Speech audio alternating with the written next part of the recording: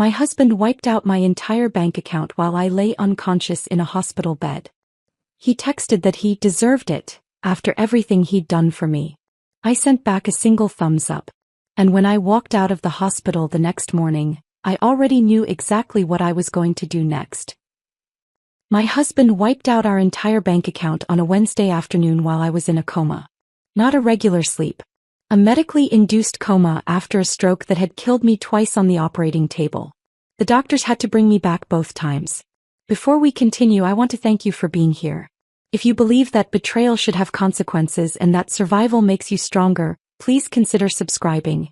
It's free and helps us reach more women who need to hear this. Now let's see how I fought back. I was 42 years old, lying unconscious in the ICU at Providence Hospital with tubes down my throat and a machine breathing for me.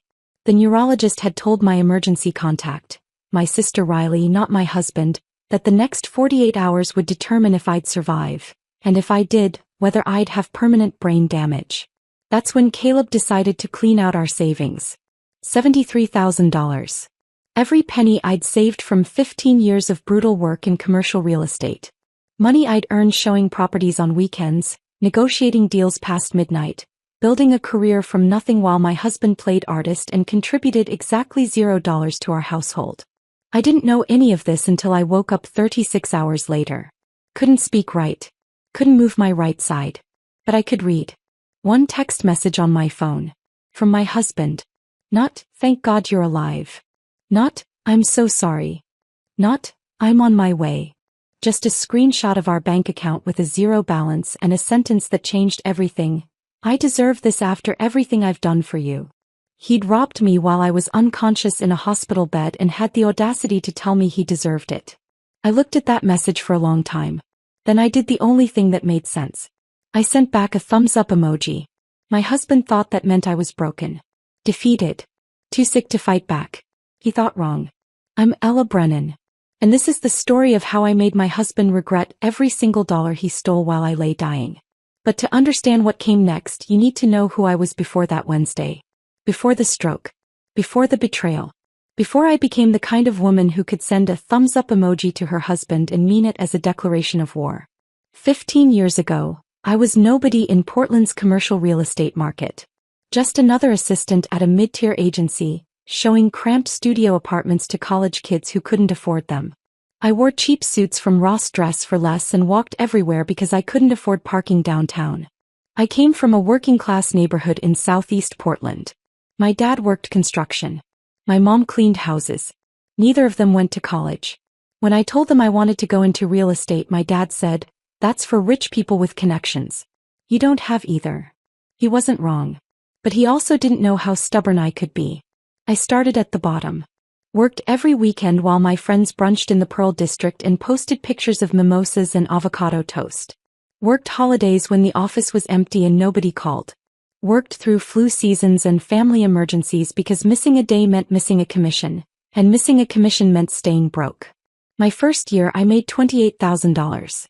Barely enough to cover rent and ramen. But I showed up. Every single day. Smiled through property showings even when my feet ached. Answered calls at midnight from panicked landlords. Built a reputation as someone reliable, someone who did what she promised. Year 2 I made $35,000. Year 3 $42,000. By year 5 I'd broken 6 figures and moved from studio apartments to commercial properties. Small stuff at first. Retail spaces in strip malls, office suites in forgettable buildings. But each deal taught me something. How to read clients. How to negotiate. How to push without pushing too hard. Property managers started requesting me specifically. Small-time landlords recommended me to their friends. Word spread that Ella Brennan was sharp, dependable, and didn't waste anyone's time. By the time I turned 35, I was showing multi-million-dollar properties to developers and investors with serious capital. Mixed-use projects. Waterfront developments. The kind of deals where one commission could equal what I used to make in an entire year. I wasn't the best agent in Portland, but I was in the top tier. And I'd gotten there without connections, without a trust fund, without anything except work and more work and refusing to quit when things got hard. My commissions weren't just paychecks. They were proof. Proof that I could build something from nothing. Proof that hard work actually meant something. Proof that a girl from Southeast Portland with no advantages could make it. I saved aggressively. Lived in a modest one-bedroom condo in a neighborhood that hadn't gentrified yet. Drove a Honda Civic I'd bought used and maintained meticulously. Packed lunches instead of buying $15 salads downtown. While other agents at my firm leased luxury cars and took European vacations, I funneled every spare dollar into savings. $73,612. That's what I'd built by age 42. Every dollar represented something. A late-night contract negotiation. A difficult client I'd smiled through. A weekend I chose work over rest. A holiday I spent alone in the office. That money wasn't just savings. It was my security. My emergency fund. My proof that I'd made something of myself. My promise that I'd never be broke and scared again. And Caleb took all of it while I was dying. But I'm getting ahead of myself. I met Caleb Brennan 12 years ago at a gallery opening in the Pearl District. One of those pretentious First Thursday events where people who don't understand art pretend to while drinking cheap wine from plastic cups. I'd gone with a colleague who bailed after 20 minutes, leaving me stranded among abstract paintings that looked like expensive therapy sessions.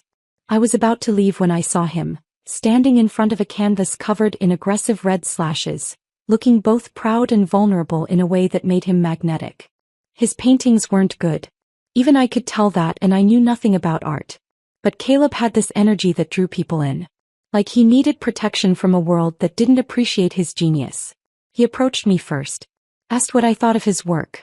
Most people at those events lied and said everything was brilliant. I didn't. I said I didn't understand it but could feel the emotion behind it. He laughed. Said that was the best compliment he'd gotten all night.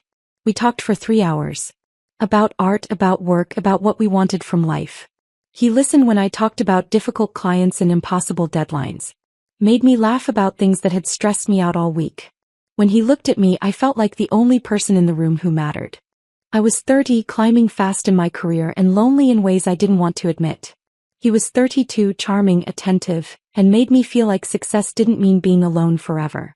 We dated for 8 months before getting married in a small ceremony at a garden venue in Southeast Portland. Just close friends and family. Simple flowers. A buffet instead of a sit-down dinner. Nothing fancy, but it felt real. I didn't mind that his art career was struggling. I made good money. He made me happy. That felt like a fair trade. In the beginning, Caleb handled everything at home. I'd come back from a 12-hour day and find dinner ready, the apartment clean, laundry done. He'd rub my shoulders while I vented about clients who changed their minds at the last second or deals that fell through. He called himself my support system. Said his job was to make sure I had a stable home to return to after conquering the world. I believed him.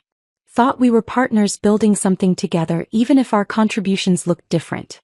I earned the money. He maintained the life that money made possible. It wasn't traditional, but it worked. Or so I thought. Looking back now from a hospital bed with half my body not working right, I can see all the signs I missed. Or maybe didn't want to see. Around year 5, Caleb's gallery showings got smaller and less frequent. His paintings, dozens of them, collected dust in our spare room. The calls from gallery owners stopped. The rejection emails piled up. His art career wasn't struggling anymore. It was dead. But he kept pretending, kept calling himself an artist, kept treating my career like it was somehow less meaningful than his non-existent one. The resentment started small. Little comments wrapped in humor that stung more than I wanted to admit. Must be nice to be the successful one, he'd say when I mentioned closing a big deal. Some of us care about more than just money, he'd mutter when I worked late. Easy to have opinions when you're not putting yourself out there creatively, he'd snap when I suggested he look for actual paying work. He stopped asking about my day. Stopped caring if I was stressed or tired or struggling. Started spending hours on his phone, angling the screen away whenever I walked into the room. He took weekend trips with friends I'd never met. Called them inspiration retreats. And came home vague about where he'd been and what he'd done. Got defensive if I asked too many questions. He opened a separate bank account without discussing it with me first. Said he needed it for his art supplies business. I never questioned it. Never asked to see statements. Never wondered why an artist who wasn't selling paintings needed a business account. I was too tired to interrogate every small change. Too focused on the next deal, the next commission, the next client. I told myself it was normal. Couples evolve. People need space. Marriage isn't perfect. I was working 80-hour weeks. Traveling for property tours. Negotiating contracts past midnight. I didn't have energy left to manage Caleb's feelings or question his choices. And 3 months before the stroke, my body started sending signals I was too stubborn to hear. Blinding headaches that made me see spots during property showings. Strange numbness in my right arm that I blamed on sleeping wrong. Tightness in my chest I convinced myself was just anxiety about a difficult client. I'd pop Advil, chug coffee and push through with a professional smile. Just stress, I told myself. Too much work, not enough sleep. I ignored the way my vision blurred when I stared at contracts too long. The exhaustion that 8 hours of sleep couldn't fix. The tingling in my fingers during important meetings. I was 42 and healthy. My last checkup had been fine. I exercised when I could. Didn't smoke. Had no family history of stroke or heart disease. So when my body screamed that something was catastrophically wrong, I turned up the volume on work and pretended not to hear. I had a major deal closing. A waterfront development project worth $2 million. The commission alone would max out my retirement contributions for the year and then some. I couldn't afford to be sick. Couldn't afford to slow down. Couldn't afford to admit my body was failing. That decision almost killed me. But before the stroke, before the betrayal, before everything fell apart, I was Ella Brennan. Successful. Independent. Secure in what I'd built. A woman who'd clawed her way up from nothing and had $73,000 in savings to prove it. A woman who thought she knew who she'd married. I was so completely, catastrophically wrong. And that thumbs up emoji I sent from my hospital bed? That was the moment I stopped being the woman who ignored warning signs and started being the woman who would make my husband pay for every single thing he'd taken while I lay dying. The stroke happened on a Tuesday morning during what should have been a routine property showing. I'd been working on this deal for 3 weeks.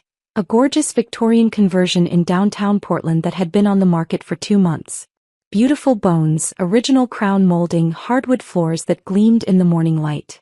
The kind of property that sold itself if you could just get the right buyers through the door. The clients were a young couple in their early 30s, tech money, the kind who could write a cash offer if the place felt right. Kyle worked in software development. His wife Emma was something in digital marketing.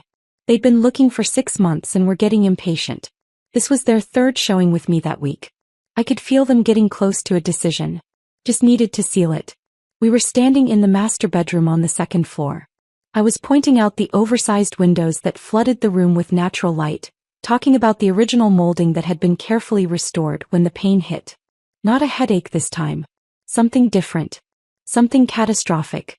It felt like someone had detonated a bomb behind my eyes. White-hot pain that made my vision blur and my knees buckle. The numbness I'd been ignoring in my right arm for weeks suddenly spread like wildfire. Across my shoulder, down my torso, into my leg. I tried to say, "Excuse me," but nothing came out right. Just garbled sounds that didn't match the words forming in my head. My mouth wouldn't cooperate. My tongue felt thick and useless. Emma's face morphed from polite interest to horror. "Are you okay?"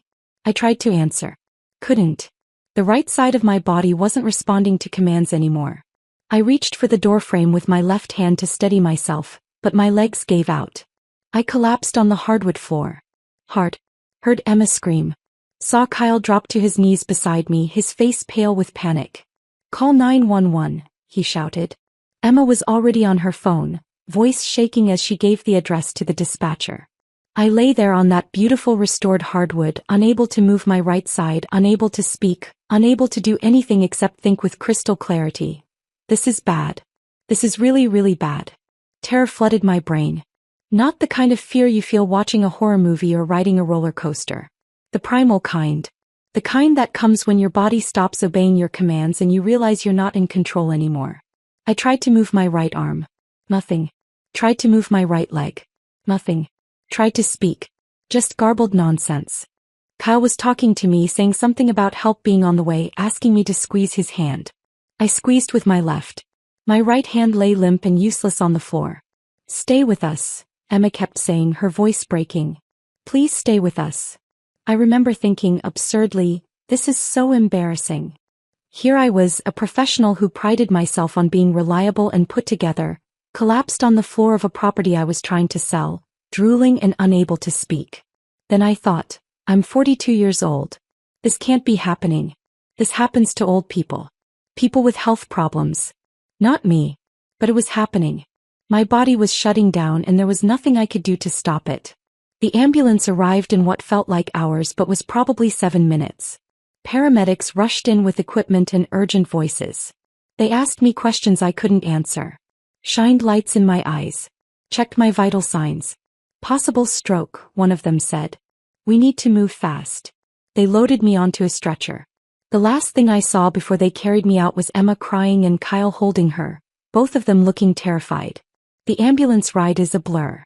Sirens screaming. Paramedics talking in clipped medical terminology I didn't understand. Someone started in 4. Someone else was on the radio coordinating with the hospital. I kept trying to move my right side. Kept failing. The terror was overwhelming now, drowning out everything else. They rushed me into Providence Hospital downtown. Bright lights. People in scrubs moving with controlled urgency. Someone wheeling me down hallways at speed. Voices shouting medical terms. Then a doctor's face appeared above me. A woman maybe 50 with kind eyes and a no-nonsense expression. Mrs. Brennan, I'm Dr. Patel. You're having a stroke. We need to do emergency surgery to remove the clot. Do you understand? I tried to nod. Manage something that might have looked like agreement. You're going to be okay, she said, but her eyes told a different story. We're going to take care of you. Then everything went black. Later, much later, they told me what happened next. Ischemic stroke. A blood clot had traveled to my brain and blocked blood flow. At 42 years old, with no obvious risk factors, my brain had started dying. They performed emergency surgery to remove the clot. It worked, but my brain had already started swelling dangerously. To save my life, they induced a medical coma. Put me under with drugs and hoped my brain would recover enough to bring me back. I flatlined twice during those first hours. My heart just stopped. They brought me back both times with machines and medication and sheer determination. I was unconscious for 36 hours. A day and a half where I simply didn't exist. No dreams. No awareness. Just nothing. A black void where my life paused while doctors and nurses fought to save it. I have no memory of those hours. Can't tell you what it felt like to be that close to death. Can't describe the sensation of your heart stopping and being forced back to life. But while my body lay in that hospital bed hooked up to machines with my future uncertain and my life hanging by a thread, other things were happening in the world I couldn't see. Things I wouldn't discover until I woke up. Things that would change everything. When I finally came back, it was gradual. Not like waking up from normal sleep. More like surfacing from deep underwater. Slow, disorienting, with pressure in my head and confusion about where I was. The fluorescent lights felt like knives stabbing into my eyes. Everything was too bright, too loud, too much. I had tubes in my arms and something down my throat that made me gag. My mouth tasted like metal and felt dry as sand. A nurse appeared in my field of vision. A young woman with kind eyes and purple scrubs. "Welcome back, Mrs. Brennan," she said softly, smiling with genuine relief. "You gave us quite a scare." I tried to speak. Couldn't. The tube was still in my throat. Panic surged. It's okay, the nurse said quickly, reading my fear. "Let me get the doctor. We're going to remove that tube. You're safe." The next hour was a blur of doctors and procedures. They removed the breathing tube, which was horrible, and checked my vital signs. Asked me questions. Tested my responses. My right side felt heavy and wrong. Like it belonged to someone else. When I tried to move my right arm, it barely responded. My right leg was the same. Dead weight. When I tried to speak, my words came out slurred and garbled. My mouth couldn't form the shapes my brain was commanding. It was like being trapped inside a body that didn't work right anymore. Dr. Patel came in shortly after. She explained everything in careful, simple terms. Stroke. Emergency surgery. Medically induced coma. I'd coded twice, her exact word, coded, which I understood meant my heart had stopped. "You're very lucky to be alive," she said. "The damage could have been much worse." Lucky. That word again. She explained what came next. Physical therapy. Speech therapy. Occupational therapy. Cognitive rest. No stress. No driving for at least 6 weeks. Recovery would be slow, she warned. Months possibly. Maybe longer. I listened to all of this with a strange sense of detachment. Like she was talking about someone else's life. Someone else's broken body. Someone else's ruined plans. Then I thought of work. My clients. The Victorian conversion. The deals I had in progress. My phone. Where was my phone? I looked around frantically with my working left side. Saw it on the bedside table. Reached for it with my left hand, my right still useless, and managed to grab it. The screen lit up with notifications. Emails. Texts. Missed calls. And one message that made my blood run cold despite the warmth of the hospital room. From Caleb. Not, "Are you okay?" Not, "Where are you?" Not, "The hospital called and I'm on my way." Just a screenshot. Our joint bank account. The one where all my commissions went. The one I'd built over 15 years of brutal work. Balance. $0.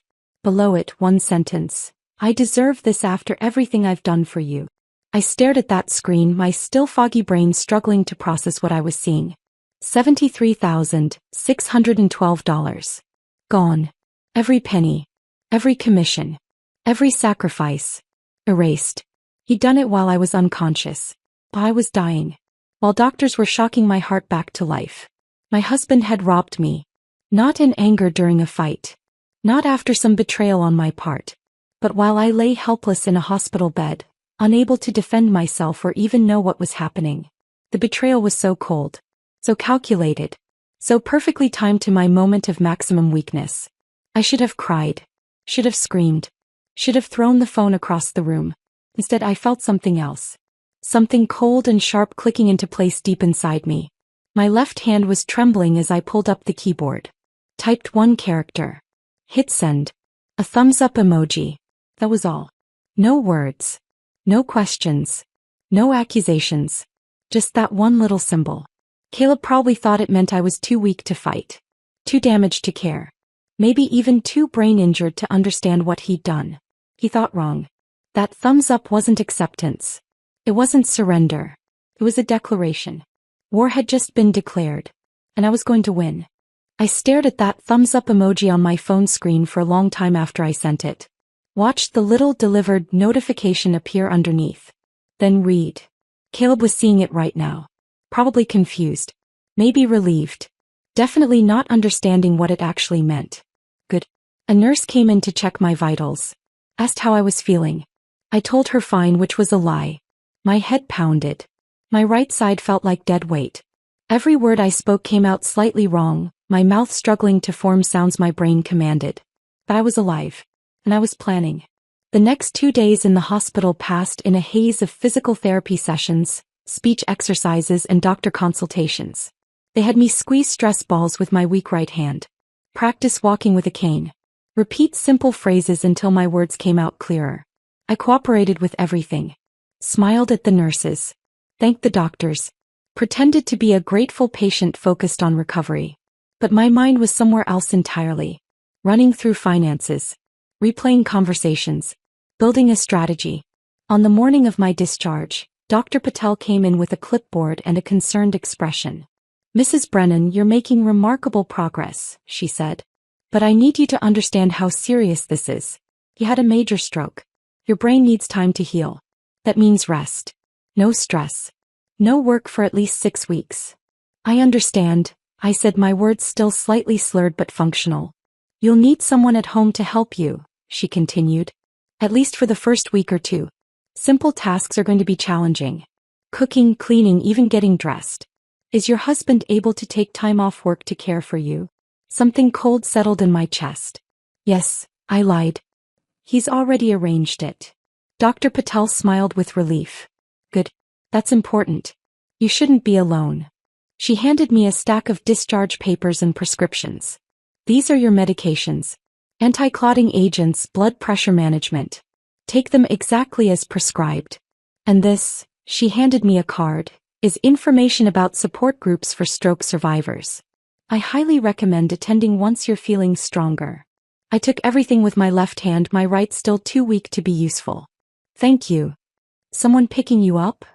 "My husband," I said smoothly. "He should be here soon." Another lie. Easier than the first. Dr. Patel left. A nurse brought me my clothes. The ones I'd been wearing during the property showing, now cleaned and folded. Getting dressed was humiliating. I couldn't button my shirt with one working hand. Couldn't tie my shoes. The nurse helped without comment, professional and kind. They brought me a cane. Standard issue hospital cane, aluminum with a rubber grip. I hated it immediately. Hated what it represented. But I needed it. My right leg wasn't strong enough to support my full weight yet. Your husband here? The nurse asked, checking her watch. He's just parking, I said. I'll meet him downstairs. She looked uncertain but nodded. Hey, take care of yourself, Mrs. Brennan. The moment she left, I grabbed my phone with my left hand and called the one person I trusted completely. Riley picked up on the second ring. Ella. I need a favor, I said quietly, watching the door. Anything. No hesitation. That's Riley. I need a place to stay. And I need you not to tell Caleb I'm out. Silence.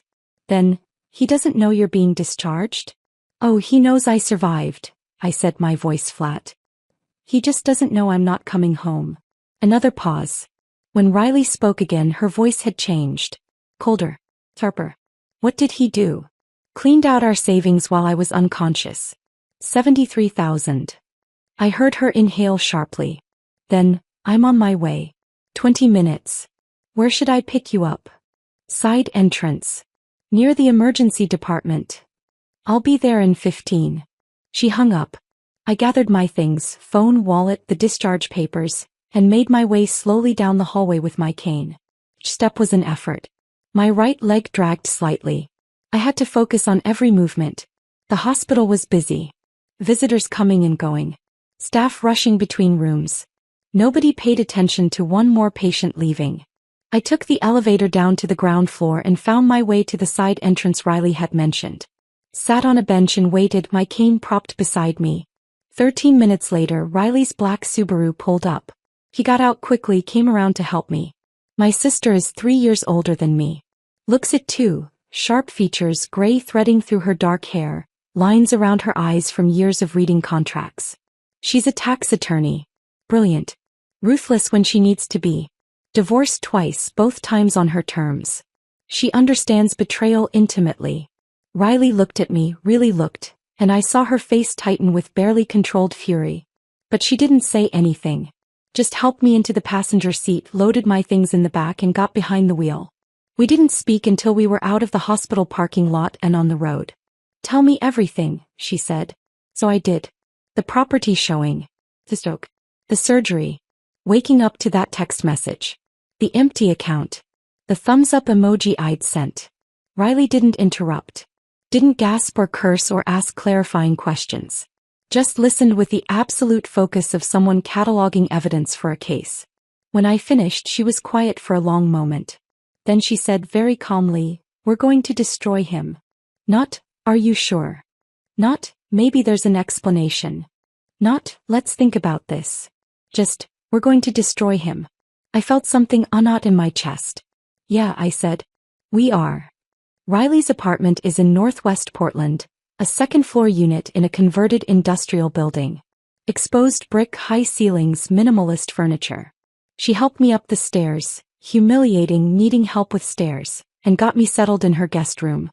Plain walls. Queen bed. Desk in the corner. Nothing fancy, but it was clean and quiet and safe.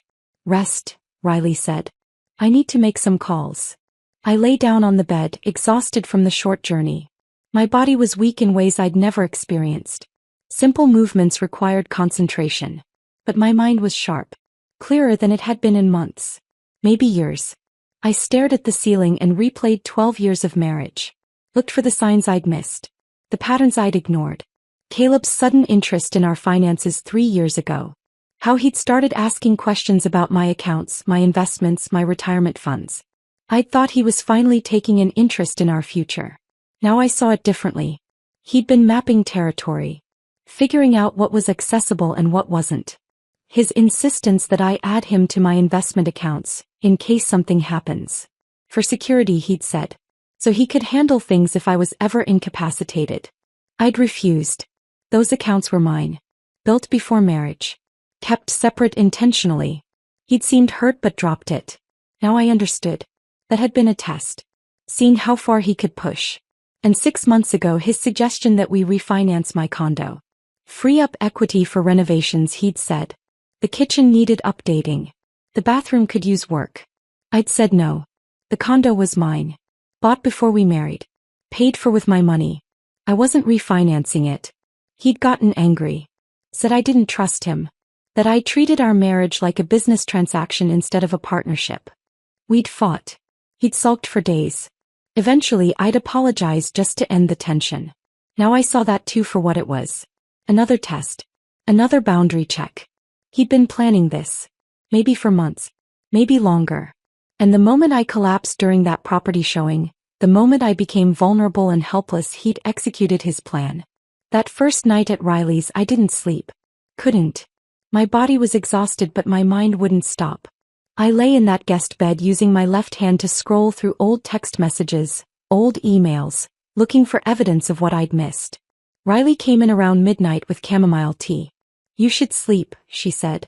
Can't. She sat on the edge of the bed. Tomorrow we start building your case. But tonight you need rest. He's been planning this, I said. For months.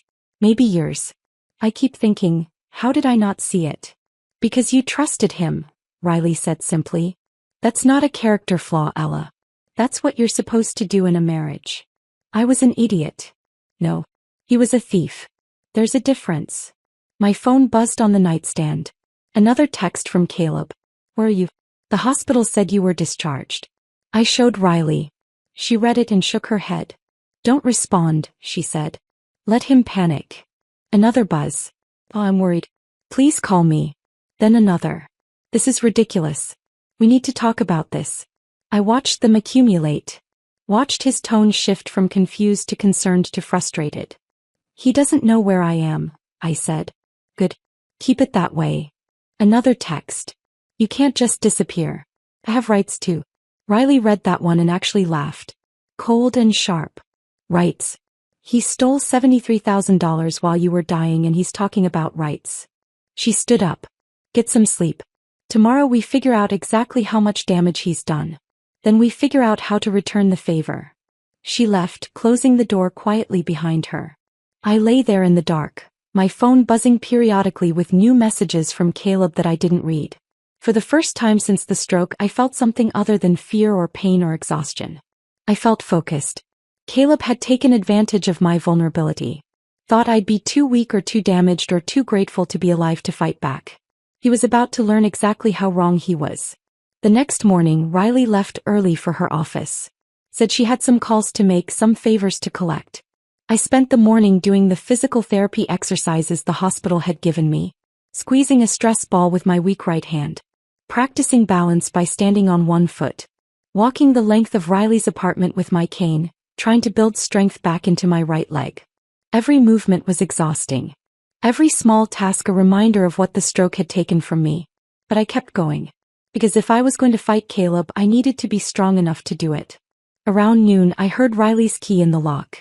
She came through the door carrying a banker's box, the kind offices use for storing files. It looked ordinary enough, but something about the way she was holding it made my stomach tighten. You're not going to like this, she said, setting the box on the dining table between us. I sat down slowly, my right leg still unsteady. Show me. Riley opened the box and started pulling out papers. Bank statements. Credit reports. Transaction histories. Business filings. Page after page of financial documents printed on standard office paper. I called in some favors, Riley said, spreading everything out methodically. Tax attorneys have connections at banks, credit bureaus, business registration offices. I pulled everything I could find with Caleb's name on it. She arranged the papers into separate piles, creating a timeline. I watched her work with that precise attorney focus, organizing chaos into evidence. This, she said, tapping a document, is a business account opened 14 months ago. Brennan Creative Studios. Listed owners are Caleb Brennan and Ella Brennan. I leaned forward, reading the paperwork. I never signed this. I know. That's fraud. He opened it using your information without consent.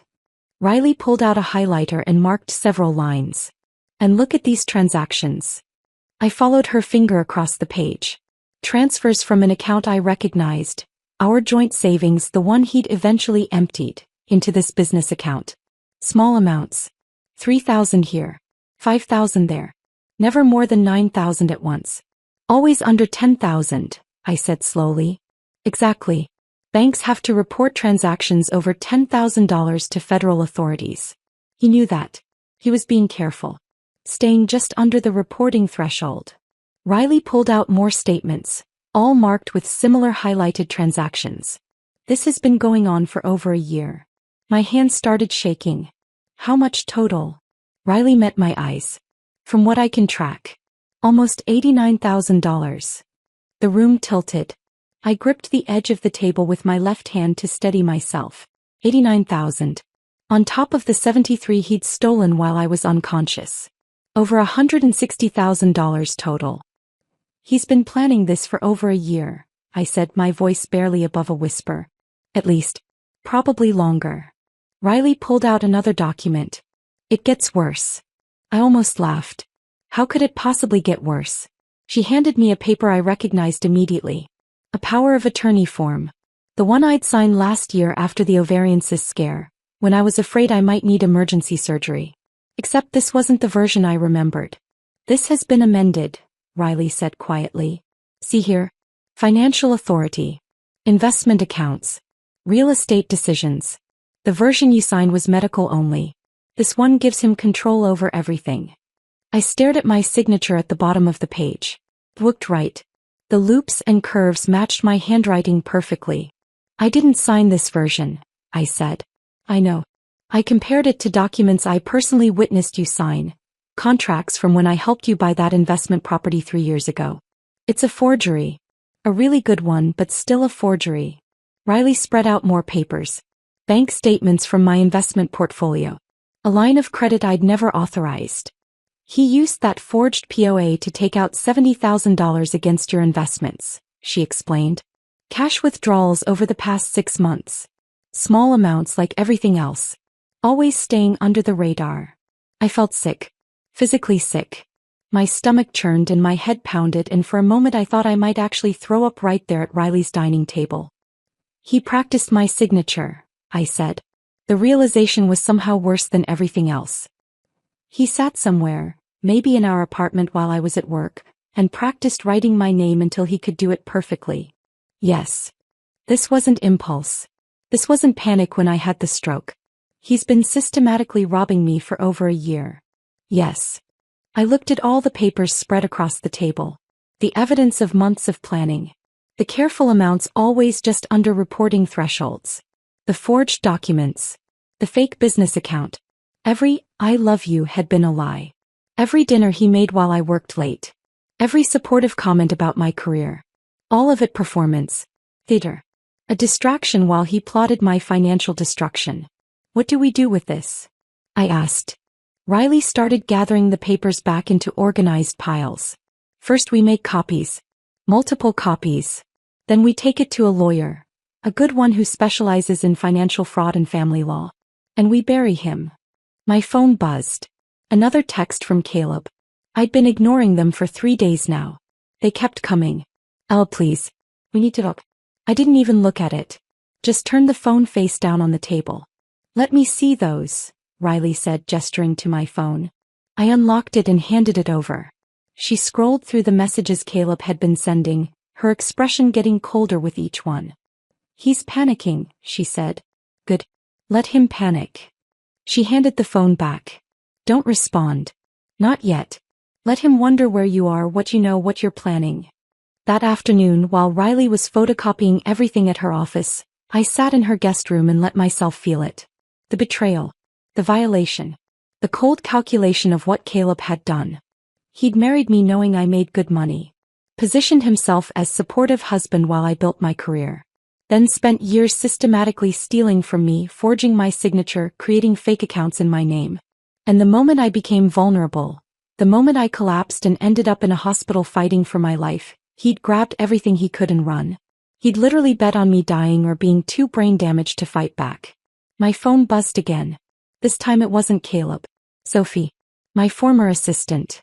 Saw Caleb at Stumptown this morning. He was with a woman. Very cozy. Thought you should know. I stared at that message for a long moment. Part of me didn't want to know. Didn't want confirmation of what I already suspected. But I needed to see. Can you send a picture if you see them again? I typed back. Sophie responded immediately. Already took one. Sending now. The image loaded slowly. When it finally appeared, I felt something cold and sharp settle in my chest. Caleb sat in a coffee shop booth across from a young woman. Brunette, mid-20s, pretty in that natural Portland way. His hand rested on her thigh. She was laughing, leaning forward, completely comfortable with his touch. The intimacy was unmistakable. I didn't recognize her. Forwarded the photo to Riley without comment. Her response came within minutes. Running reverse image search. Give me an hour. I lay back on the guest bed, staring at the ceiling. The image burned into my mind. Of course there was another woman. Of course. That's what this was really about. Not just money. Not just theft. But an exit strategy. A new life with someone younger, funded entirely by my work. 90 minutes later, Riley called me into her home office. She had her laptop open, a full profile displayed on the screen. Vanessa Pruitt, Riley said. 26 years old. Works as a gallery coordinator at Atelier Northwest. The name clicked. That's where Caleb had his last gallery showing. 8 months ago. Exactly. Riley pulled up more information. Social media profiles. Employment history. And then something that made my blood run cold. Venmo transactions. He's been paying her rent, Riley said quietly. $1,500 a month for the past 9 months. Look at the memo lines. Rent. Apartment. He wasn't even trying to hide it. With my money, I said. With your money. Riley pulled up Vanessa's Instagram. Public profile. Hundreds of photos documenting the life of a 20-something in Portland. Coffee shops.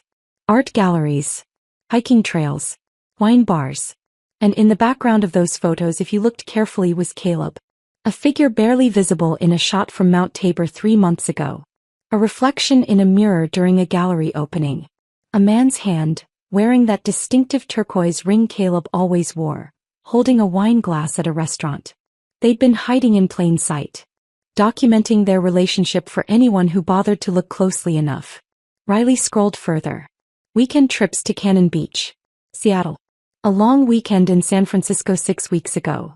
Right when Caleb had told me he was going on an inspiration retreat alone. Then Riley stopped on one particular photo. Posted 2 weeks ago. Vanessa holding up a set of keys, huge smile on her face, caption reading, New chapter. Downtown loft, here I come. The location tag showed a luxury building in the Pearl District. I clicked through to the building's website. Studios starting at $2,800. 1 bedrooms at $3,400.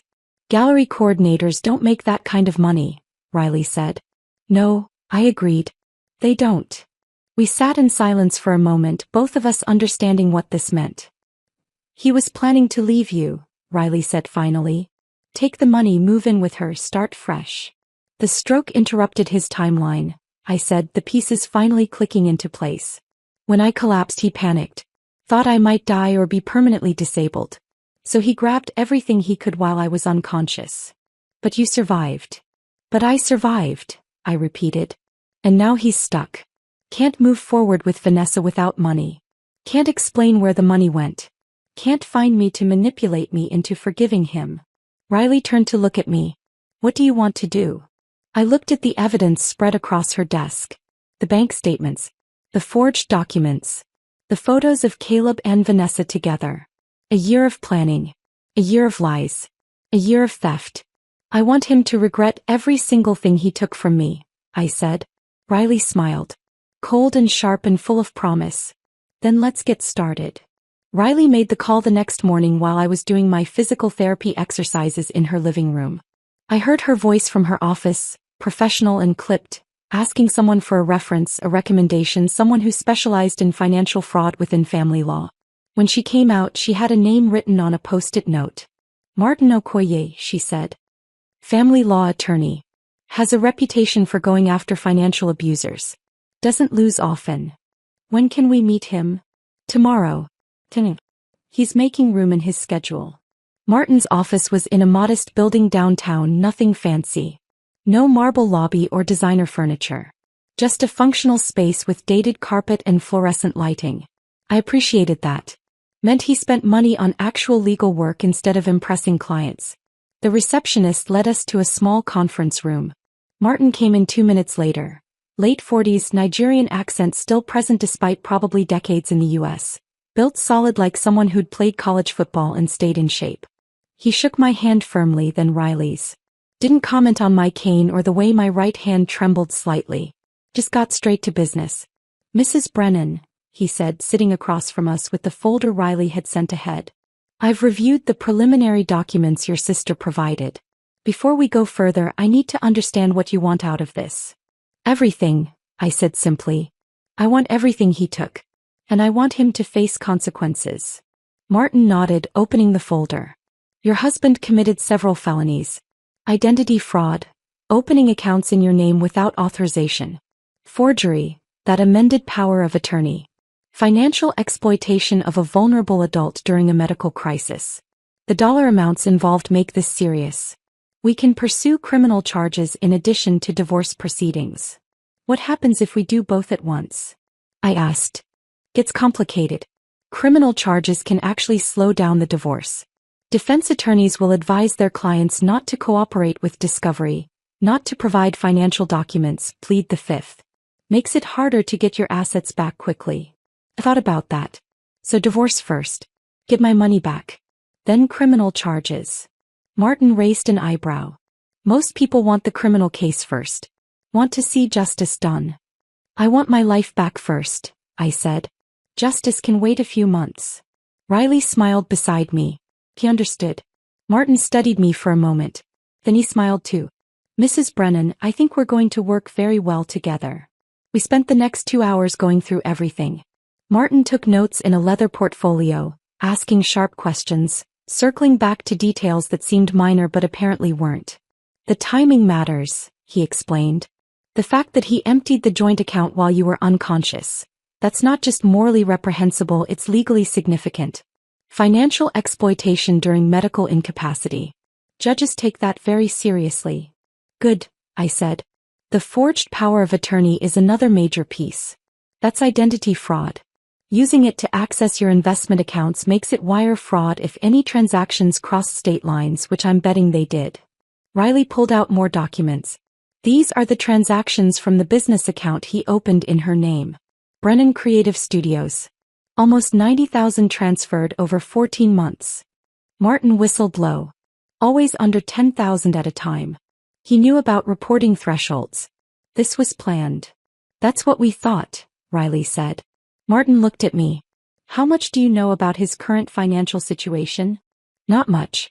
He's been texting me but I haven't responded. Good. Keep it that way. All communication goes through me from now on. He made another note. We'll file this week. Request full financial disclosure from him, freeze on all joint assets and temporary exclusive use of the marital residence. It's not marital, I said. I bought it before we married. It's only in my name. Even better. Makes that part simple. Martin closed the folder. One more thing. Are you prepared for this to get ugly? Because it will. When we file with all this evidence, when we request criminal investigation, he's going to fight back. Hard. I thought about that text message. That screenshot of the empty account. The thumbs up emoji I'd sent. Let him fight, I said. I'm ready. We filed for divorce 3 days later. Martin submitted a petition citing irreconcilable differences and requesting full return of all fraudulently obtained funds, plus sole possession of my apartment. Attached were copies of everything. Bank statements, the forged POA, the business account he'd opened in my name, transaction histories showing systematic theft over 14 months. It was thorough. Damning. Irrefutable. Caleb had 5 days to respond. His answer came through a lawyer named Doug Finch, whose office was in a strip mall next to a tax preparation service and a nail salon. Riley looked him up, specialized in DUIs and small claims disputes. Not exactly equipped for complex financial fraud cases. Doug's response was almost laughable. He filed a counterpetition requesting a 50-50 split of all assets, including my apartment and investment accounts. The justification: Caleb had contributed equally to the marriage as household manager and emotional support provider. Martin showed me the filing in his office. Actually laughed when he read that part aloud. He stole over $160,000 and his lawyer is claiming homemaker equity, Martin said. This won't work, but it'll drag the process out while they scramble for a better strategy. How long? I asked. Couple months probably. Discovery, depositions, financial disclosures. Maybe a settlement conference before we get to actual trial. Good, I said. Let it drag. Martin looked confused. Most clients want this over quickly. I want him to make mistakes, I said. Desperate people do stupid things. Understanding dawned on Martin's face. You want to see what else he's hiding. Exactly. While the legal machinery ground forward, Riley was working another angle. She'd been tracking Caleb's digital footprint, social media, tagged locations, Venmo transactions, building a complete picture of his double life. One evening she came home with her laptop and a grim expression. Found something else, she said, pulling up a bank statement I didn't recognize. Personal checking account at a bank I'd never used. Caleb's name only. Opened 18 months ago. Current balance, $31,847. Where did this come from? I asked. Riley highlighted transactions. Small transfers from the business account. Cash deposits. And look at the timing. He pulled up my commission records from work. Lined them up next to Caleb's deposit history. The pattern was obvious. Every time I closed a major deal, every time a big commission hit our joint account, Caleb would move money. First to the fraudulent business account, then in smaller chunks to this secret personal account. Building his escape fund. Dollar by dollar. My dollars. He's been planning this since before he opened the business account, I said slowly. At least 18 months. Probably longer. This was always the plan. Steal enough, move it somewhere you couldn't track it, then leave. Riley scrolled through more transactions. Regular payments to Vanessa. Payments to a moving company 2 weeks before my stroke. Even a deposit that lined up exactly with my biggest commission of the year. A waterfront development deal I'd closed 3 months ago. I'd worked 12-hour days for 6 weeks to close that deal. Celebrated with Caleb over dinner when the commission finally came through. He'd seemed genuinely happy for me. And 2 days later he'd transferred $15,000 of it to his secret account. We need to freeze this too, I said. Martin filed an emergency motion the next morning. Requested the court freeze all accounts connected to either party pending full financial investigation. Provided evidence of the hidden account, the systematic transfers, the pattern of theft. The judge granted it that afternoon. Every account with Caleb's name was locked. He couldn't access the money he'd stolen. Couldn't withdraw cash. Couldn't pay bills. Couldn't finance his new life with Vanessa. I found out how completely trapped he was 2 days later when Sophie texted me. Just saw Caleb at Fred Meyer. His card got declined at checkout. He looked like he was going to cry. I showed Riley. She confirmed it through one of her banking contacts. Every account was frozen solid. No access. No exceptions. My phone started buzzing almost immediately after that. Caleb's text had been sporadic before. Now they came in waves. Oh, this is insane. I can't even buy groceries. We need to look. This is affecting both of us. You're destroying everything out of spite. I made a mistake, but this is cruel. I saved every message. Didn't respond to any of them. Then Riley's phone rang. Unknown number. She put it on speaker. Hello. Riley answered. Is this Riley Brennan? A young woman's voice. Shaking. Verging on tears. Who's asking? My name is Vanessa. I don't know who else to call. Caleb said you're his wife's sister. Please, I need help. Riley's expression went cold. I'm listening. Caleb told me his accounts got frozen because of his wife. He can't pay my rent. I'm going to get evicted. I didn't know he said they were separated. He said the divorce was almost final. I didn't know he was stealing from her. The desperation in her voice was real. He probably really didn't know. Probably believed every lie Caleb told her. Vanessa, Riley said, her voice like ice. Caleb is a liar and a thief. Whatever he told you about his marriage, about being separated, about his wife being cruel. All fiction. He stole over $160,000 from my sister while she was unconscious in a hospital bed. Use that money to pay your rent, buy you things, plan a future with you. Silence on the other end. If you're smart, Riley continued, you'll distance yourself from him immediately. Before you become an accessory to fraud. Before your name ends up in legal documents as a co-conspirator. Do you understand? I didn't know, Vanessa whispered. I swear I didn't know. Then get away from him. No. Before this gets worse. Riley hung up. We sat in silence for a moment. Then I started laughing. Couldn't help it. The sound came out harsh and cold but felt good. He can't pay her rent, I said. He's trapped. No money. No escape. No girlfriend. And it's only going to get worse, Riley said. Wait until discovery starts. Wait until he has to produce every financial document, explain every transaction, justify every lie. My phone buzzed again. Another text from Caleb. Please, Ella. Just talk to me. 5 minutes. That's all I'm asking. I turned the phone face down without reading the rest. He's panicking, I said. Good, Riley replied. Let him panic. Let him scramble. Let him realize exactly how badly he messed up. For the first time since the stroke, since waking up to that empty account and that cold text message, I felt something close to satisfaction. Caleb had taken advantage of my vulnerability. Thought I'd be too weak or too damaged or too grateful to be alive to fight back. He was learning exactly how wrong he'd been. And we were just getting started. 6 weeks after the stroke, we had our first major court hearing. By then I'd regained most of my physical strength. My speech was back to normal. No more slurring, no more struggling to find words. The tremor in my right hand only showed up when I was exhausted. I could walk without the cane if I concentrated, but Martin had been clear about strategy. Bring the cane, he'd said during our prep session the day before. You don't have to lean on it but carry it. Visual reminder of what happened to you. Of what he did while you were vulnerable. I understood. This wasn't just about facts and documents. It was about optics.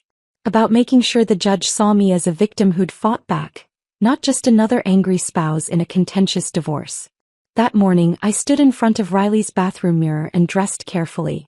Navy blue suit, the same one I'd worn to close a $2 million waterfront development deal the year before. Back then it had been armor against difficult clients and tough negotiations. Now it was armor against my husband. I pulled my hair back in a neat bun. Minimal makeup. Small pearl earrings my mother had given me years ago. Professional. Put together. Sympathetic but strong.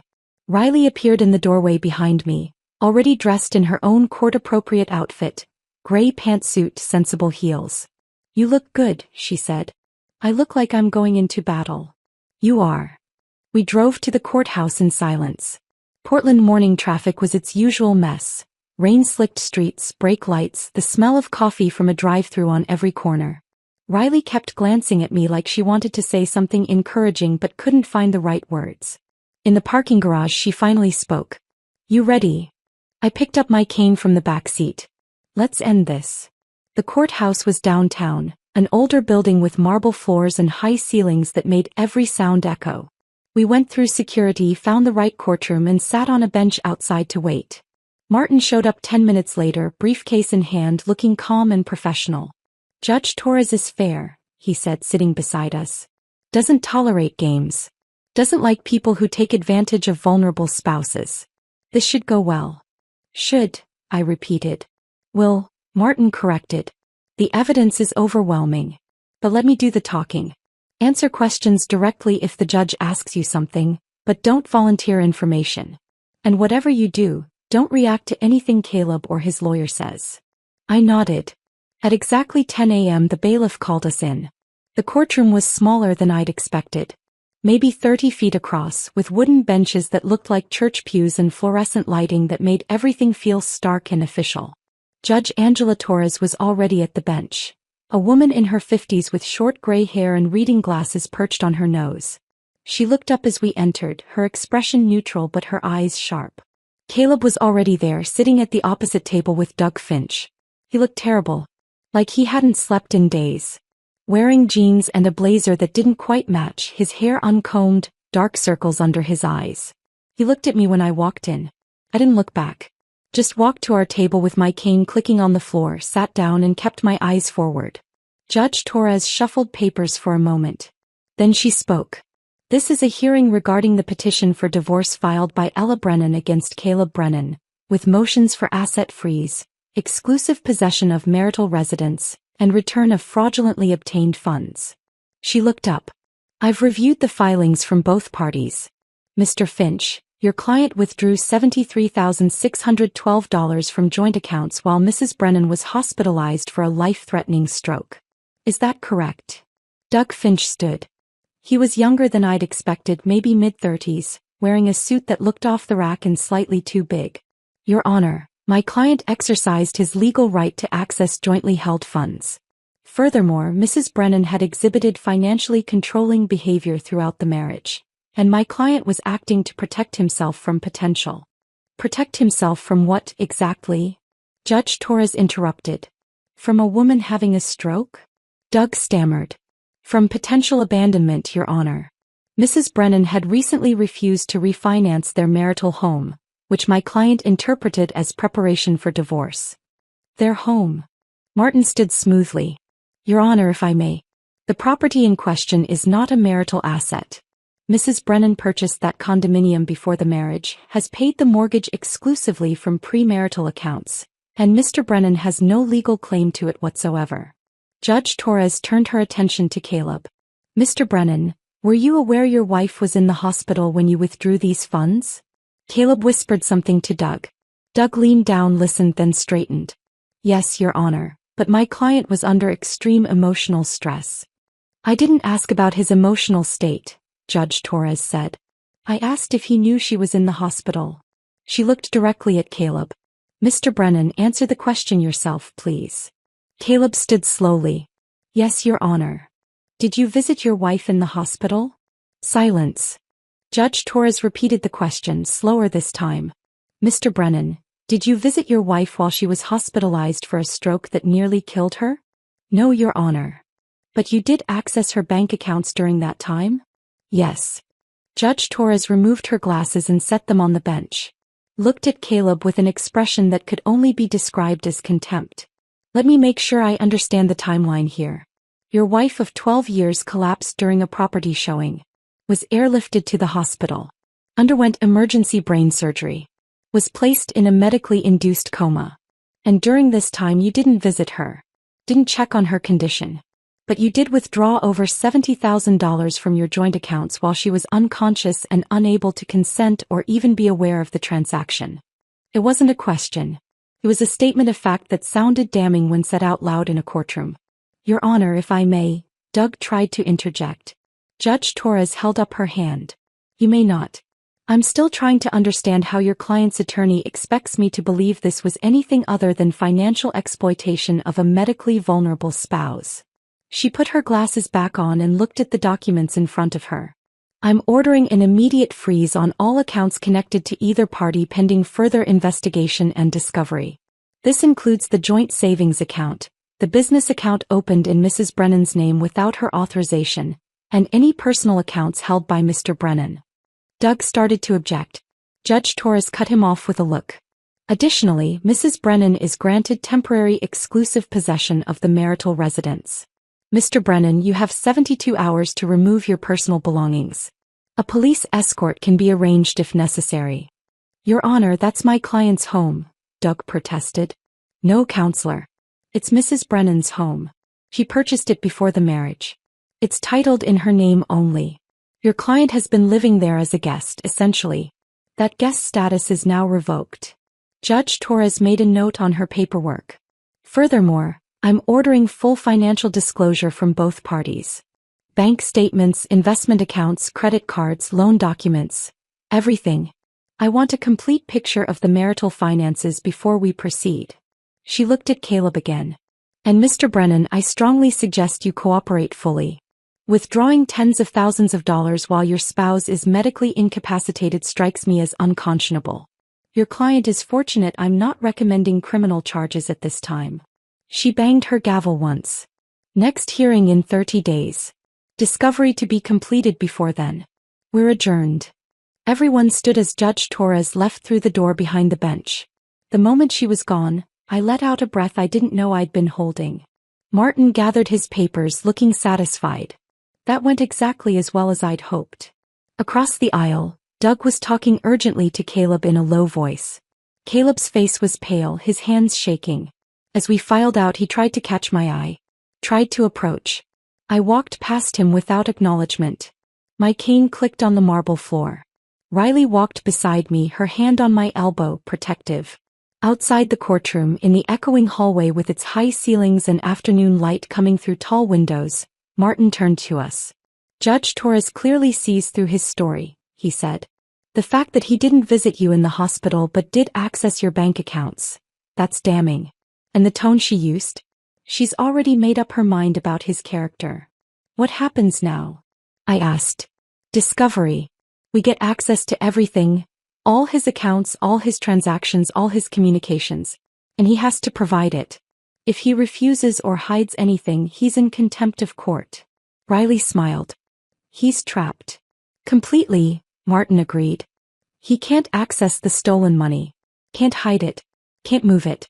And in 30 days, we're back in front of Judge Torres with a complete financial picture. Then we negotiate settlement or proceed to trial. We walked out of the courthouse into gray Portland drizzle. Riley offered to drive me back to her place, but I shook my head. Can we go somewhere else? I asked. I don't want to go home yet. We ended up at a coffee shop near the waterfront. Sat in a corner booth with overpriced lattes and watched rain streak the windows. You did great in there, Riley said. Calm, composed, didn't react when Caleb tried to get your attention. Didn't feel great. What do you mean? I wrapped my hands around my coffee cup. We won. Judge gave us everything we asked for. But I feel empty. Martin had left after the hearing. Other clients, other cases, but Riley stayed. She looked at me with understanding. This is just the first step, she said gently. It's not supposed to feel like victory yet. Then what's it supposed to feel like? Progress. Movement. The beginning of getting your life back. She reached across the table, squeezed my hand. You're doing the right thing. I wanted to believe her. Wanted to feel confident in the path I'd chosen. The legal battle, the asset freeze, the systematic dismantling of Caleb's life.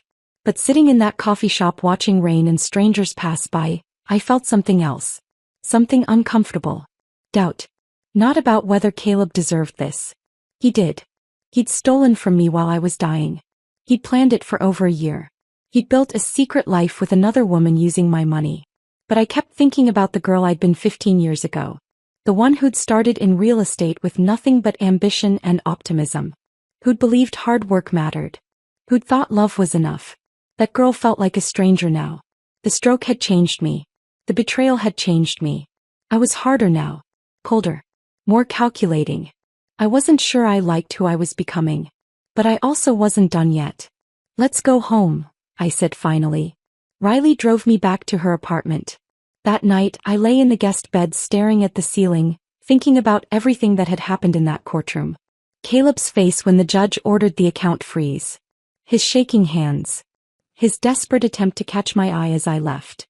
Part of me, a small, stupid part, had wanted to feel sorry for him. I pushed that part down. Locked it away with everything else I didn't want to feel. This was justice. Not revenge. Justice. And I was going to see it through to the end. 2 weeks after the courthouse hearing, I was doing my morning physical therapy routine when Riley's phone rang. She answered in the kitchen. I heard her voice shift from casual to sharp in seconds. Are you sure? She said. Then, send me everything. I'll call you back. She came into the living room where I was doing balance exercises, holding her phone with an expression I recognized. She'd found something. Caleb just applied for a passport, she said. Expedited processing. 2-week turnaround. I stopped mid-exercise. He's planning to run. That's what I thought. So I did some digging. Riley pulled up her laptop, typed quickly. Remember that old tablet you both used for household stuff? Grocery lists, shared calendar. Yeah. It's still at the apartment. And it's still syncing to the cloud. Including Caleb's email. I sat down on the couch. What did you find? Riley turned the laptop so I could see. Email after email. Browser history. Search queries. Non-extradition countries. Mexico residency requirements. International wire transfers under $10,000. How to open offshore bank account. He's been planning this for at least a week, Riley said. Since the court hearing probably. Realized his accounts were frozen, realized he was trapped and started looking for an exit. With what money? I asked. Everything's frozen. Riley scrolled to another email. He's been talking to Vanessa about it. Look at this thread. I read the messages. Caleb telling Vanessa they'd leave the country together. Start fresh in Mexico. He just needed to access some money first. Just needed to convince the judge to release funds for living expenses. He thinks he can trick the court into unfreezing enough money to run, I said. Exactly. Riley closed the laptop. And I think we should let him try. I looked at her. What do you mean? I mean we give him rope. Let him think he's getting away with it. Then we catch him in the act. Understanding dawned slowly. You want to set a trap. I want to make him commit another crime. One so obvious, so documented, so impossible to deny that he can't talk his way out of it. Riley pulled out her phone, started texting. I'm calling Martin. We need to move fast. We met with Martin that afternoon at his office. Laid out the plan. We file a motion requesting limited release of funds, Martin explained. $10,000. Just enough to cover Caleb's basic living expenses while the divorce proceeds. Food, rent, necessities. The judge will probably grant it, I said. Seems reasonable. Exactly. And the moment that money hits Caleb's account, we track every transaction. If he moves it offshore, if he tries to hide it, if he does anything except use it for legitimate living expenses, we've got him for fraud, contempt of court, and probably a dozen other charges. Riley was already on her laptop. I can monitor his accounts in real time. The second money moves, we'll know. And if he actually runs? I asked. Then we alert the authorities. He becomes a fugitive. That's a whole different level of legal trouble. Martin leaned back in his chair. But I don't think he'll get that far. Men like Caleb aren't smart enough to disappear successfully. They make mistakes. We filed the motion the next day. Martin kept the language simple and reasonable, requesting minimal fund release for basic needs, emphasizing that Caleb had no access to money for food or rent. The judge granted it within 24 hours. $10,000. Released to Caleb's primary checking account. Conditional on being used only for necessary living expenses. The money hit his account on a Thursday morning at 9 a.m.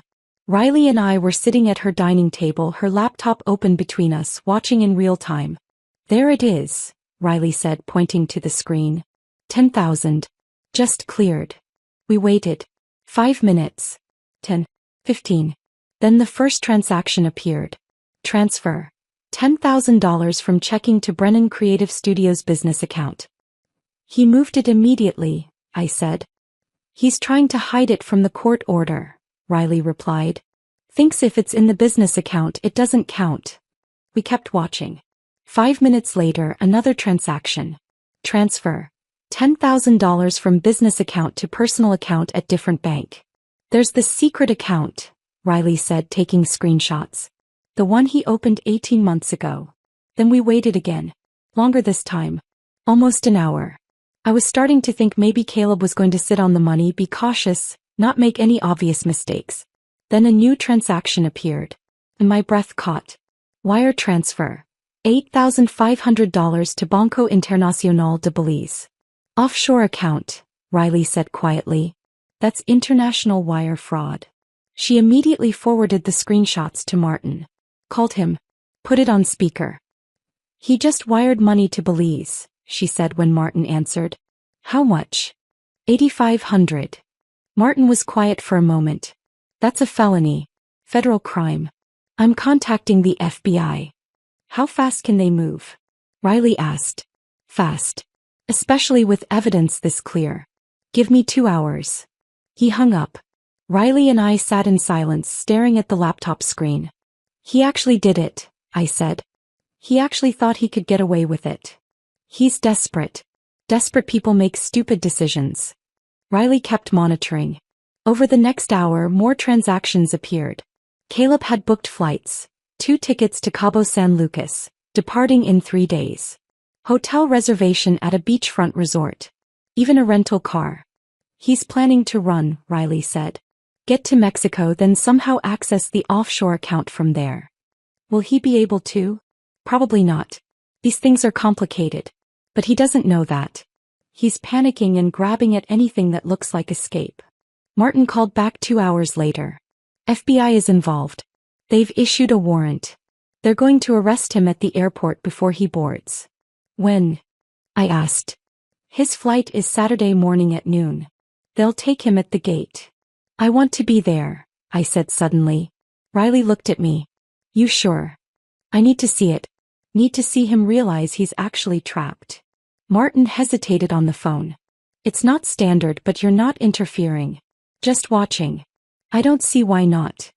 Saturday morning, Riley and I drove to PDX Airport. Parked in the garage with a view of the departure terminal entrance. We sat in her car drinking coffee from a drive-thru, watching travelers come and go with their luggage and their normal lives. At 11:47 a.m. I saw them. Caleb and Vanessa walking through the automatic doors. Each pulling a suitcase. Vanessa looked excited. Young, pretty, dressed for vacation in a sundress and sandals despite it being December. She was laughing at something Caleb said. Caleb looked nervous. Kept scanning the crowd. Like he sensed something wrong but couldn't identify what. Then I saw the agents. 2 men in dark suits walking with purpose through the terminal. Professional. Efficient. Moving straight toward Caleb and Vanessa. They approached. Showed badges. I couldn't hear what they said from the car, but I saw Caleb's face change. Saw the color drain from his skin. Saw his mouth open in protest or excuse or denial. Vanessa looked confused. Started asking questions, her voice rising. One of the agents said something to her. She stepped back. They handcuffed Caleb right there in the middle of the departure terminal. Travelers stopped and stared. Some pulled out phones to record. A small crowd formed. Vanessa was crying now. Full sobbing. Asking Caleb what was happening, what he'd done, why he'd lied to her. The agents led Caleb toward an exit. He was saying something, probably trying to explain, to justify, to make this seem like a misunderstanding. Vanessa collapsed onto a nearby bench, face in her hands, shoulders shaking. I watched all of this from Riley's car with a strange sense of detachment. Like I was watching a movie instead of the destruction of my husband's life. You okay? Riley asked quietly. I don't know, I said honestly. We sat there for another few minutes. Watched Vanessa eventually pull herself together and walk back out of the terminal, dragging her suitcase behind her, mascara streaked down her face. Then Riley started the car. Let's go home. We drove back to her apartment in silence. I kept replaying the moment Caleb's face changed. The moment he realized he'd been caught. That evening my phone rang. Unknown number. I almost sent it to voicemail, but something made me answer. Hello. Is this Ella? A woman's voice. Young. Thick with tears. Vanessa. This is she. I didn't know. The words came out in a rush, desperate and pleading. I swear to God I didn't know he was stealing from you. He told me you were separated. That the divorce was almost final. That you'd been controlling and cruel for years. I never would have. She broke down crying. I sat on Riley's couch, phone pressed to my ear, listening to this 26-year-old girl sob. Part of me wanted to feel sorry for her. She'd believed a liar. Trusted the wrong person. Made bad choices based on incomplete information. But another part, the part that had been forged in betrayal and nearly dying in a hospital bed, felt nothing but cold clarity. Vanessa, I said quietly. Did Caleb ever pay for anything himself? Dinners, trips, your rent. Silence. Then small. No. He said his money was tied up in art investments. That it would be liquid soon. It was my money, I said. All of it. Every dinner you ate. Every trip you took. Every month of rent he paid for your apartment. That was money he stole from me while I was working 80-hour weeks to support him. While I was having a stroke and nearly dying. More crying. I'm so sorry, Vanessa whispered. I didn't know. What do I do now? I thought about that. What was the right answer? What did someone in her position need to hear? You move on, I said finally. You find someone honest. You learn from this. And you never, ever trust someone who badmouths their spouse to justify why they're starting something with you. That's always a red flag. I feel so stupid. You were lied to. That's not the same as being stupid. She was quiet for a moment. Are you going to press charges against me? The FBI agent said I might be in trouble too. Did you know about the fraud? The stolen money? The offshore accounts? No. I swear I didn't. Then you're probably fine. But distance yourself from Caleb. Immediately. Don't take his calls. Don't visit him. Don't try to help him. He'll drag you down with him if you let him. Okay, she said, voice small. Thank you. I don't deserve. I hung up before she could finish. Set the phone down on Riley's coffee table and stared at it. Riley came out of her bedroom. That was her. Yeah. What did she say? That she didn't know. That he lied to her. That she's sorry. Do you believe her? I thought about it. Yeah. I do. She's just a kid who made bad choices. Riley sat beside me. You were kind to her. Was I? I wasn't sure. The conversation had felt cold. Distant. Like talking to someone through glass. Kinder than I would have been, Riley said. We sat in silence for a while. Then Riley turned on the TV, some mindless cooking show, and we watched without really watching. My phone buzzed once more that night. A text from Martin. Caleb's been charged. Federal custody. Bail hearing Monday. You don't need to attend if you don't want to. I typed back, I'll be there. Because I needed to see this through. All of it. Every step. Even the parts that didn't feel like victory. The bail hearing on Monday was anticlimactic. Caleb's public defender, a tired-looking woman in her 30s with a briefcase held together by duct tape, argued for release on his own recognizance. Martin countered with evidence of flight risk. The offshore account, the Mexico flights, the passport application. The judge denied bail. Caleb would stay in federal custody until trial. I watched from the gallery as they let him out in handcuffs. He looked broken. Smaller somehow. Like the reality of what he'd done was finally sinking in. He tried to look at me one last time. I didn't give him the satisfaction. Just stood up and walked out with Riley and Martin. The divorce finalized 3 months later. By then, Caleb's federal charges were resolved through a plea deal. His public defender had convinced him fighting was pointless. The evidence was overwhelming. Forged documents. Fraudulent wire transfers. International banking violations. He was looking at potential prison time if convicted on all counts. The plea deal gave him probation instead. 5 years. Full restitution of every stolen dollar. $162,000 total, to be paid in monthly installments he'd probably spend the rest of his life working off. Permanent criminal record. And a restraining order keeping him at least 500 feet from me at all times. Martin had been merciless in the divorce settlement. With Caleb's guilty plea on federal charges, there was no defense against the fraud claims. I got everything. The apartment, which was always mine anyway. My investment accounts, untouched and returned. My retirement funds. Every penny Caleb had stolen or tried to hide. He got nothing. No assets. No claims. Just debt and consequences. The last time I saw him was at the final hearing. He looked hollowed out. Defeated. 20 pounds lighter, dark circles under his eyes. Wearing an ill-fitting suit his public defender had probably loaned him. When the judge finalized everything, Caleb's lawyer asked for a brief moment to speak.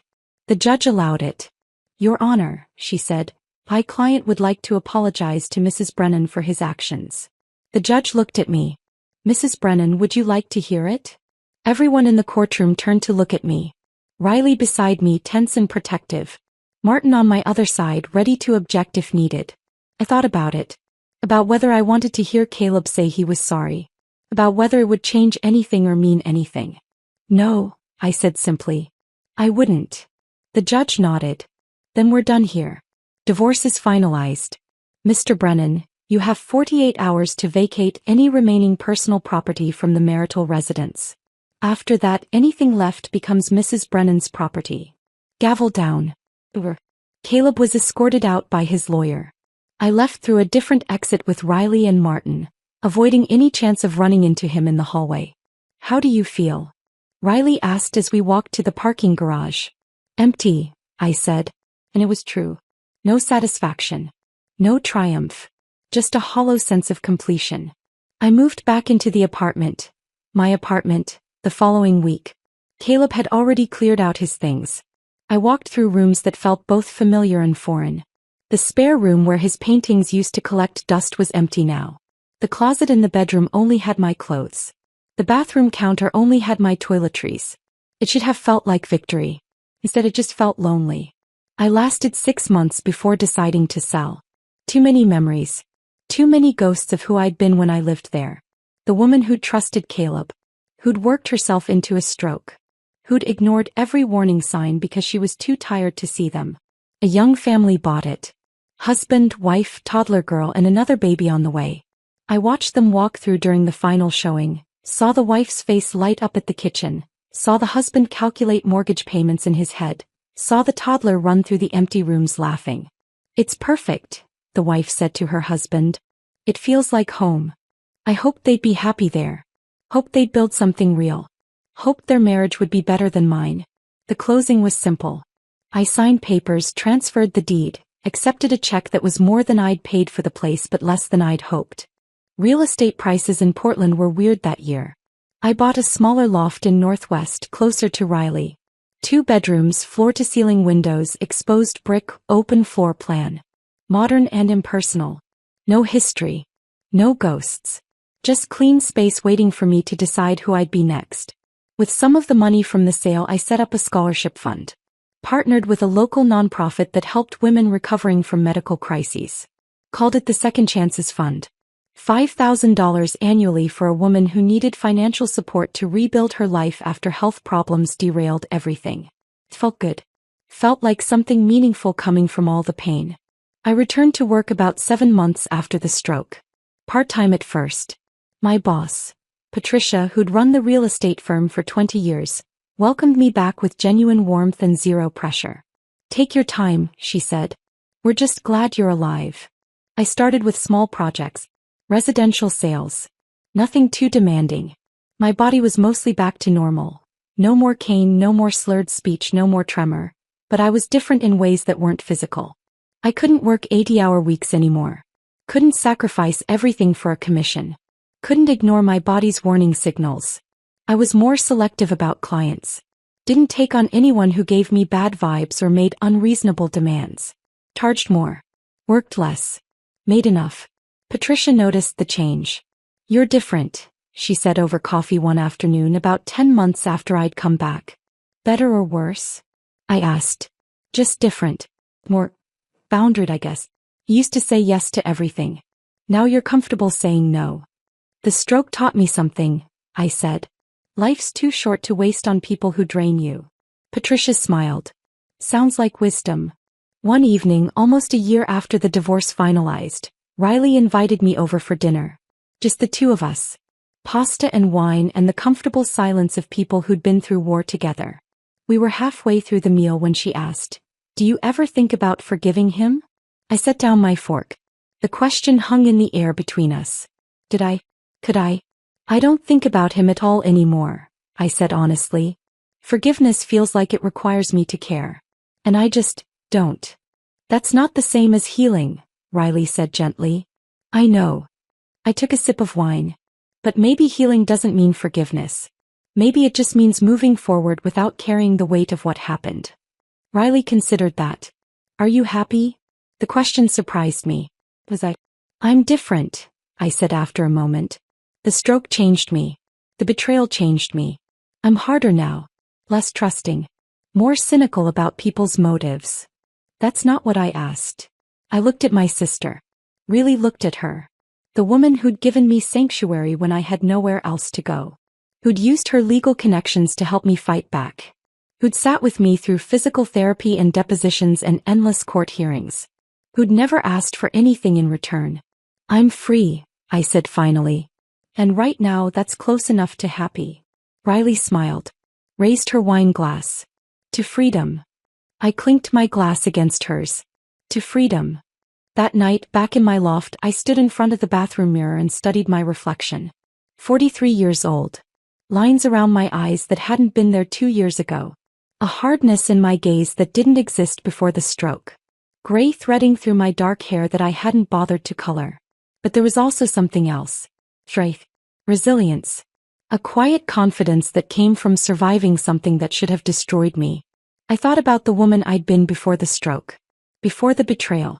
Ambitious, optimistic, believing hard work and love were enough. That woman felt like a stranger now. The stroke had burned her away. The betrayal had finished the job. What remained was someone harder. Colder. More calculating. I wasn't sure I liked who I'd become. But I also wasn't sure I had a choice. Sometimes people ask if I'm still angry at Caleb. I tell them the truth, I'm not. Anger is exhausting. I spent enough energy on him. What I feel now is clarity. He thought my stroke was his opportunity. Thought my vulnerability made me weak. Made me an easy target. Gave him permission to take everything I'd built. He was wrong. That thumbs up emoji I sent from the hospital bed, the one he probably interpreted as acceptance or maybe even brain damage, wasn't surrender. It was a declaration. I see you. I know what you did. And I'm coming. Some betrayals break you. Shatter you into pieces you can't put back together. Some betrayals wake something else. Something cold and calculating. Something that doesn't scream or cry or beg. Something that plans. Documents. Waits. Caleb thought he was taking everything from me while I lay unconscious and helpless. Instead, he gave me something I didn't know I had. Proof that I'm stronger than I ever knew. Proof that I can survive anything. Proof that underestimating me is a catastrophic mistake. The stroke nearly killed me. Should have killed me according to the doctors. The betrayal nearly broke me. Should have broken me according to anyone who knew the full story. But I'm still here. Sharper. Wiser. Free. And sometimes, not always but sometimes, late at night when I can't sleep I think about that moment in the hospital. Waking up to that text message. That screenshot of an empty account. Those 7 words that changed everything. I deserve this after everything I've done for you. And I think about my response. That single thumbs up emoji. The best revenge isn't fire and fury. Isn't screaming or crying or making scenes. It's ice-cold strategy. Patient justice. Letting someone dig their own grave while you document every shovelful of dirt. Caleb thought he'd won. Thought he'd gotten away with it. Thought I'd be too weak or too damaged to fight back. He couldn't have been more wrong. Game on, that emoji said. And I already won. If this story of cold calculation and perfect justice had you hooked from that first text message, smash that like button right now. My favorite part was when Ella sent that single thumbs up emoji from her hospital bed, knowing it wasn't acceptance but a declaration of war. What was your favorite moment? Drop it in the comments below. Don't miss more thrilling revenge stories like this. Subscribe and hit that notification bell so you're always first to see what happens when betrayal meets consequences.